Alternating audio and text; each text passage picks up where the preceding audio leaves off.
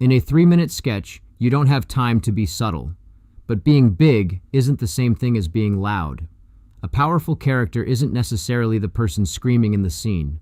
They are the person with the clearest POV. At Second City, we were taught that the who is always more important than the what. You aren't just writing a plumber. You're writing a plumber who believes he's a philosopher-king of the U-bend.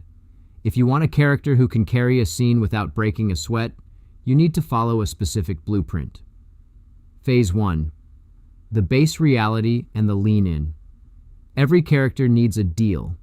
This is the specific lens they use to view every single thing that happens. First, you establish the normal.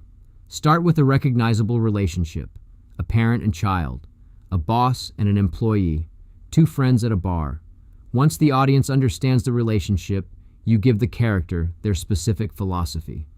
They shouldn't just have an opinion, they should have a manifesto, a rigid set of rules they live by. And here is the key. When they are challenged, they lean in. They don't back down, they don't apologize, they double down. That's where the power comes from. Phase 2. Internal logic versus external reality.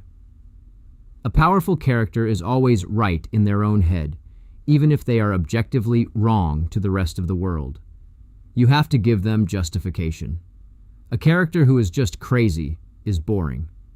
But a character who is doing something insane because they truly believe it's the only way to save the planet, that is powerful. This creates high stakes. The character has to care deeply. If the character is bored, the audience is bored. When there is silence in a scene, it shouldn't be empty. It should be thick with that character's internal tension. Phase 3. The status lever. In sketch, power is a seesaw. You control the scene by playing with status. You have the high status, low competence type. Think Michael Scott. They have the title and the ego, but they can't tie their own shoes. Then you have the low status, high competence type. This is the person cleaning the floor who knows more about the nuclear reactor than the scientists in the room. The most powerful characters often start at one end of that seesaw and, through the game of the sketch, end up at the other. The meat and potatoes approach. The biggest mistake writers make is hat on a hat writing. You don't need a funny voice, a wig, and a weird catchphrase. Pick one strong, grounded trait and explore it to its logical or illogical conclusion.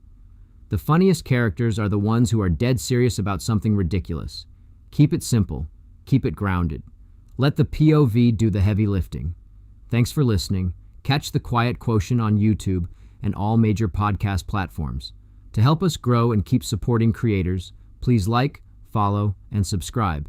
Want to get in touch? Connect with me directly at jimhansonmedia.com.